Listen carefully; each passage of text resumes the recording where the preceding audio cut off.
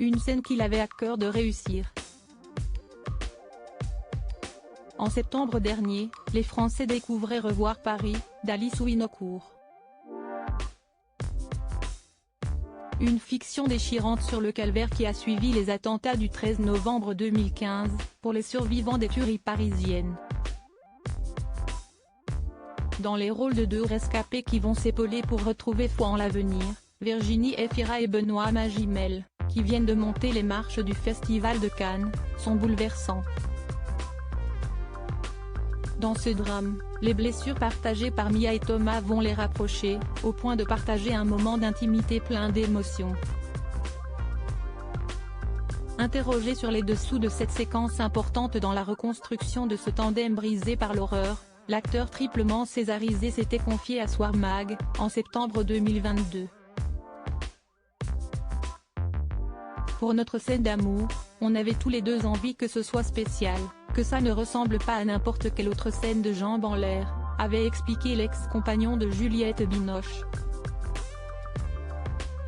D'un commun accord, les deux acteurs avaient donc choisi la pudeur comme curseur afin de mettre l'accent sur les cicatrices maquillées sur nos corps.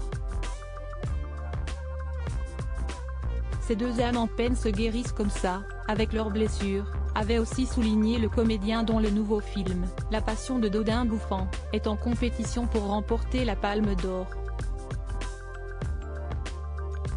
Supérieur à Benoît Magimel, retour sur les femmes qui ont marqué sa vie. Benoît Magimel sous le charme de Virginie Efira, très heureux d'avoir donné la réplique à celle qui présentait ces derniers jours l'amour et les forêts et rien à perdre sur la croisette. Benoît Magimel n'avait pas tari d'éloges à son sujet dans Soir Mag. Elle est époustouflante. Quand je vois son parcours en plus. Avait-il souligné avec enthousiasme. Bizarrement, on ne s'est pas rencontrés avant ce projet-ci. Elle est intelligente et apporte beaucoup de réflexion sur son rôle. Et franchement, ce n'est pas difficile de tomber amoureux d'elle. Avait-il aussi plaisanté. Siesti avec une grande joie que l'acteur avait remis à sa partenaire à l'écran, quelques mois plus tard, le César de la meilleure actrice lors de la 48e édition de la prestigieuse cérémonie. Fortement applaudie lors de son passage sur scène, Virginie Efira avait aussi pu se réjouir pour son acolyte, également récompensé du César du meilleur acteur pour son rôle d'improvisation dans Pacifiction, d'Albert Serra. Pour la deuxième année consécutive, le compagnon de Margot Pelletier recevait le très convoité trophée.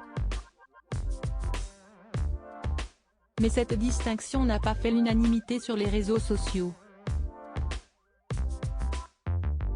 Crédit photo, bord de Jacovide.